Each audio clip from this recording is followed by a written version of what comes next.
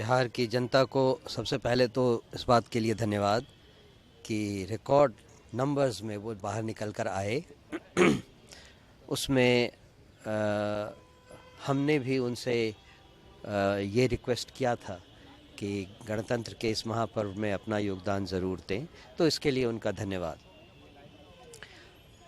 लेकिन जहाँ तक नतीजों का सवाल है, जनसुराज के अथक प्रयास के बावजूद ऐसा लगता है कि हम उन्हें अपना संदेश नहीं पहुंचा पाए। और जनता ने हमारी बात से ज़्यादा उन चीज़ों पर अपना विश्वास जताया जो उन्हें इमीडिएटली मिल रहा था।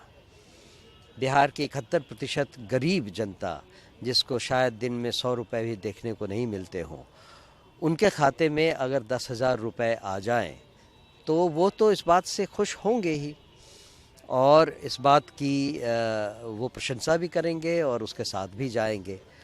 इन सारी चीज़ों को मद्देनज़र रखते हुए बिहार की जनता को कितना दोष दिया जाए इस नतीजे के लिए ये कहना बहुत मुश्किल है, क्योंकि ग्राउंड रियलिटी ही बहुत डिफ़िकल्ट है।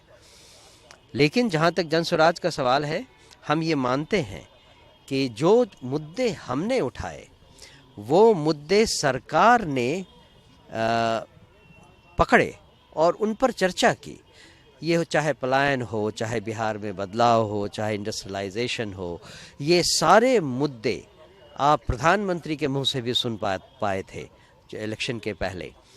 तो और जब इलेक्शन जीतने के बाद प्रधानमंत्री मोदी जब अपने पार्टी ऑफिस में ये कर रहे थे, एड्रेस कर रहे थे, तब भी उन्होंने कहा कि बिहार के विकास के लिए हम अगले 5 साल में तरह तरह की चीज़ें उन्होंने प्रॉमिस किया है, चाहे रोज़गार हो, चाहे युवा हो, चाहे पलायन का मुद्दा हो। अब हम देखते हैं कि वो किस हद तक अपने वादे पर खड़े उतरते हैं। उस पर तो अभी राष्ट्रीय अध्यक्ष ने प्रेस कॉन्फ्रेंस में सीधा सीधा कह दिया कि जिस समय प्रशांत किशोर जी ने ये कहा था उसकी टाइमिंग ज़रा देख लीजिए, और उसके बाद बिहार सरकार ने जिस तरह से अपने ख़जाने के दरवाजे खोल दिए हैं और 40,000 करोड़ रुपए जनता के बीच और स्पेशली महिलाओं के बीच फैला दिए हैं, उससे वो सारे कैलकुलेशन जो हैं वो धराशायी हो गए होंगे।